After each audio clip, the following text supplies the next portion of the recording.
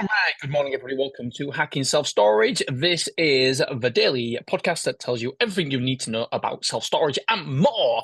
Okay, today I talk about goals so much, and I talk about them more to people um, in real life than I probably do on social media. And the reason is because I do think that, and I don't really, I can only do this with a certain amount of people as well. But I was on the Jonathan J podcast and I've had such great feedback from it that I realized that I need to talk about my goals more and more publicly. I don't need to be embarrassed and I shouldn't be embarrassed by my lofty goals. And I am. Or I what? Well, I still am. I feel a right douchebag when I talk about my goals. But the problem is, if we don't have goals, if we don't have aspirations, if we don't have dreams, then what are we getting up for every single day? Where are we going? If we don't have a destination, then we're just driving around aimlessly. So I don't think we should do that. Okay, I think that within the next 7 years, if I decide to exit, I think I could exit for £50 million. Do you want to know how? Right, I'll tell you.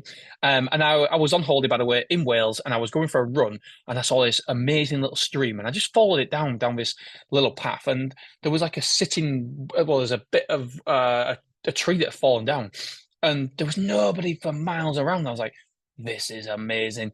And I just sat there, took my earphones off, and I just started thinking, and I didn't even know I needed to think about this, but all of a sudden it became so clear. My pathway to exit if I wanted to. And by the way, my newsletter is all about me documenting the process to £100 million exit. And again, when I say that, I feel like, oh, that's such a douchey thing to say, £100 million. But it's not the money. It's not me wanting to earn £100 million. I don't really give a shit about the money. Well, obviously I do give a shit to a certain extent, but what I really care about is having a goal, having a dream, having a scorecard. Because if you don't keep score, then how do we know if we're winning or losing in this game? And ultimately, business is just a game, life's just a game. And I think people take it too seriously sometimes. And really, we shouldn't, because when we have a step back from it and we realize and understand that we're here for a short amount of time. I believe in reincarnation, so maybe we're here again. But anyway, that's a discussion for another time. Um, and yeah, so we're here for a short amount of time. And when we look back and when we realize what was if we look back at like in school, what was important and what wasn't important at school, at the time things feel really important. But when we, in the fullness of time, when we expand outwards and look at it from years of experience, we realize that don't really matter. And I've got a suspicion, I don't know, obviously, but I reckon the same will happen when we get older. So when we're at work and stuff for things that are really, really important, like we're getting these new site. Oh my God, the site's gone. I can't, so stressful. Cash flow problems. How am I going to do this? How am I going to do that? I want to open 3 sites, but I can only afford 2 sites. And then when we expand our consciousness and we look at it from when we're 80 years old, look back and think, they were the good times, weren't they? That thing you were stressed about because you lost that deal, it doesn't really matter, you plonker. And I really do think that'll be the same. Anyway, that's not to say goals and dreams and aspirations and desires are important, because I think they really, really are. And so what I want to talk to you today is how I would exit the company for £50 million. This is what I do. Firstly, I start with the end in mind. So if I want to exit £50 million, I'd start with, and there's a reason why I said £50 million here as well. And I'm just making sure that I put it in this notes. I think I will have done. Right. So anyway, and if I haven't, by the way, I'll explain it. Right. So first I start with the end in mind. So £50 million, that's what I want to exit for, and I work backwards. So I would need to get to £10 million in revenue. Why would I need to get to £10 million in revenue? I will tell you. £10 million in revenue would mean at least £5 million in profit. At least £5 million in profit, because normally the EBITDA I think is 63 or 64%. So the revenue to EBITDA is 63. So if we take £10 million, normally you're going to make 6.3 or 6.4 million. So let's say I'm below that threshold because I pay my staff more. I actually do, by the way, but obviously there's other reasons as well. We're not as frugal maybe as other big boys, and the economy of scales as well. When you get bigger, I'm sure that economies of scale will come in. So, for example, we're set up now. Our foundations are strong. We're hiring somebody at the minute to internally for bookkeeping as well. And so we've got a really strong foundation now.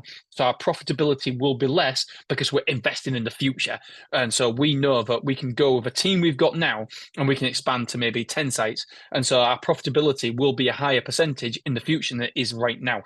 So if we hit £10 million in revenue, that would mean at least £5 million in profits.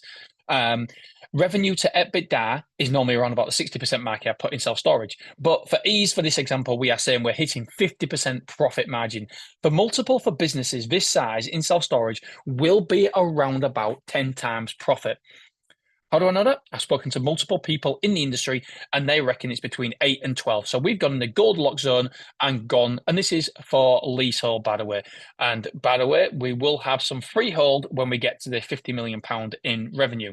The £10 million in revenue. People will be going, no way, can you do that? Yeah, 100%. 10 times does sound an awful lot. But I've seen sites sell for 6 times with one site. And if we have numerous sites, like 13, 14, 15 sites, there is no reason why you couldn't sell for 10 times multiple, especially throwing in some freeholds in there as well. And by the way, don't come at me. This is what the professionals have said to me. People who have bought and sold self-storage businesses to the big boys, to Safe Store, to Big Yellow, and I've also got information from the people who have worked for these companies as well in the acquisitions area as well. So that is what we've been to. And by the way, if you sat there with one site, there is no way your one site is worth 10 times multiple. I value sites around about 3 to 5 times multiple when I'm buying them. I've only bought one, but I want to buy more in 2025, and we'll get into that as well. So yeah, 3 to 5 if you've got one site. Obviously, the multiple goes up the more sites you have. Right. Yes, I know there are some factors going to multiples, but don't come with, I mean, the comments, bro, haha. We're just saying, back of a napkin math here. We know the destination now. The end goal is clearly marked. Exit £50 million. We need £10 million in revenue, so we hit £5 million in profit. Get to £10 million in revenue. How do we do that? Simple, eh? Not quite. I then look at where we currently are. This is the revenue from my sites once they're mature, roughly speaking. So we'll go line by line for each site. And I wrote this in August, by the way, so it might have changed my opinion now. Willoughby, £1.2 million revenue. We'll get to that. I think we'll get to that easy. We're £1 million now anyway. And we're subletting the back bit. We may take it back off them and get self-storage there as well. So yeah, there's definitely areas we can improve there. Clough Road, 600k. I think it's clear to see we'll definitely get that. Beverley, 250k, no problem. We're going to have some more units, double stack as well. And we're already at around about 228 grand there. So yeah, easy. Glasgow, 250k, 0.8 acre site, only earning 250k, easy. Wrexham, 300,000. We're at, I think we're at 240 now. And we've got more containers to do, and we've got an inside project to do as well. So we'll smash that. Mansfield, 700 grand. Yeah, I think we'll do that. 1, 2, 3, 4, 5, 6. Yeah. So this is our current sites now. We've got 2 sites that we're currently looking at. One is just about ahead of terms. The solicitor's away, and that should be confirmed in the next couple of days. And number 2 is a site that I just need to go and have a look at and confirm. There's only us in the race for it. Nobody else knows about it yet. It's a good location, great location. I've took advice from other people inside the industry on this one as well. So we could have 2 sites under heads of terms, but at the minute, excuse me, at the minute we've got a total revenue of 3.3 million, roughly speaking, when sites are mature. So next year or so, all these sites will be mature, and we'll get 3.3 million. I know what you're thinking, Dean, you said 10 million in revenue. Well, yes, I did. So there's a shortfall of 6.7 million. How do I plug that gap? Right. Like I said, I'm at heads of terms for 2 sites. The collective turnover for these, it's hard, but it may well be 900 to £1 million. So let's say it's 900, and that's at maturity. So there's going to be 3 years. That's 4.2 million. We're still 5.8 million short. So once we know where we want to be and we know we need to plug that gap, what do we do? So there's 2 options here. We open more new sites, or we acquire existing sites. They're the only 2 ways, because and we also do our revenue management, and I would suspect that every single year we'll increase revenue by 10% at each site, give or take. Some sites might be more, some sites might be less, but you'd expect to increase revenue by around about 10%. That's my aim every single year, to increase revenue each site by 10% from maturity. And with our revenue management, we should be able to do. There's no reason why you shouldn't. I don't know why people scoff at that when you say I want to increase revenue by 10% each site. Once mature. Right. So over the coming years, I'll be using a mixture of these two tactics, and I'll be documenting the whole process. And I put here, PS, please don't think I'm exiting 50 million. I just really enjoy playing the business game and want to take it as far as I can. Will I exit 100 million? Who knows? I might leave it for my kids or whatever. But it's just a game.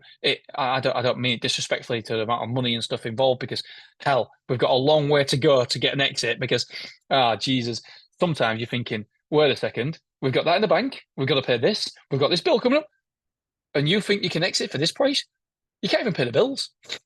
I mean, that's a big exaggeration, but it's still on your forefront of your mind. I'm trying to be open and honest here. And I back in mind thinking, Dean, shut up. People are going to think that you can't afford to pay your bills. Well, that's the truth. No, it's genuinely not quite the truth. But I do all the time worry about over trading. And I've got to be very, very careful. That's why I've got some really good people behind me who warn me when I'm over trading, or warn me when I'm being silly. Or whether I listen to them or not is another case. But at least I've got that information to make up my mind afterwards. So yeah, like I said, it's a really, really enjoyable game, and don't take life too seriously. Ultimately, none of this really matters. None of it matters. The one thing that really matters is your relationships in life, relationships with people. And I'm not saying that business is a waste of time or anything like that, because I really, really enjoy it. But don't get I don't know, dizzy, clouded by business. There's so many people that I actually know in my life that just take it to the nth degree, and it means more to them than their family and their relationships, and that's okay. But as long as you're consciously making that decision, you've got to consciously know that you're putting your family second, and if you are, if that's your choice, that's absolutely fine. But equally, just be aware of it as well. But please don't take life too seriously. Like I keep saying, like I say, none of this really matters. And yes, I do want to document a journey to 100 million, but I really want to get across, because I feel like a douche, that it's not the 100 million. I don't care about the 100 million. I mean, what could you do with 100 million that you couldn't do with 30 million? Yes, I know you could buy great yachts and stuff like that, but ultimately, your life ain't going to change much, is it? And so it's just enjoying the process. And I wanted to set my goals so big, because the worst thing you can do in life, I believe, it's stupid, sounds absolutely counterproductive, but one of the worst things you can do is hit your goals. If you hit your goals, then what do you do? I know and have seen so many people who have hit their goals, their dreams, and they might be 50 years old, and then what they do the rest of their life, they've hit the pinnacle. It's like footballers, astronauts who went to the moon. If they went to the moon, you know me, I love a good conspiracy theory. Then they get depressed afterwards because they've hit the pinnacle in life too early. So my aim is set goals so high that I'll never reach them. Because then what do we do? What's the purpose if we've reached all our goals? Anyway, I'm going to leave you with that, my friends. I love you. I appreciate you. And I will ding dang do see you tomorrow. See you later. Bye.